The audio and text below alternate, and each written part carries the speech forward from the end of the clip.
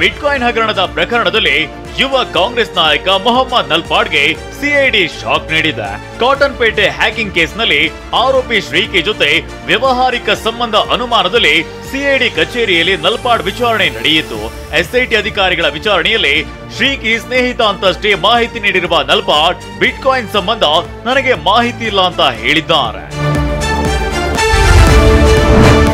ರಾಜ್ಯದ ಹಲವೆಡೆ ಮಳೆ ಅಬ್ಬರ ಜೋರಾಗಿದ್ದು ಅದರ ಎಫೆಕ್ಟ್ನಿಂದ ತರಕಾರಿ ಬೆಲೆ ಏರಿದೆ. ಮಳೆಯಿಂದಾಗಿ ಬೆಳೆ ಹಾಳಾಗ್ತಿದ್ದು ಟೊಮ್ಯಾಟೊ, ಬೀನ್ಸ್, ಸೊಪ್ಪಿನ ಬೆಲೆ ಈ ವಾರವೂ ಹೆಚ್ಚಳವಾಗಿದೆ. ಇನ್ನು ದಿನಸಿ ಬೆಲೆಯೂ ಹೆಚ್ಚಾಗಿದ್ದು 1 ಕೆಜಿ ತೊಗರಿ ಬೇಳೆಗೆ 195ರಿಂದ 220 ರೂಪಾಯಿ. 72 ರೂಪಾಯಿ ಇದ್ದ ಕಡಲೆ ಬೇಳೆ ಈಗ 110ಕ್ಕೆ ಏರಿಕೆಯಾಗಿದೆ.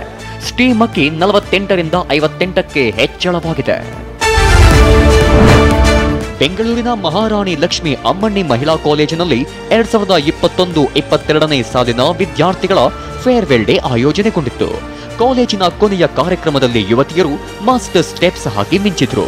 ಬಣ್ಣ ಬಣ್ಣದ ಬಟ್ಟೆ ತೊಟ್ಟು ಚಿಟ್ಟೆಗಳ ಹಾಗೆ ಹಾರಾಡಿದ್ರು. ಉಪನ್ಯಾಸಕರು ವಿದ್ಯಾರ್ಥಿಗಳನ್ನ ಬೀಳ್ಕೊಟ್ಟು ಶುಭ ಹಾರೈಸಿದ್ರು.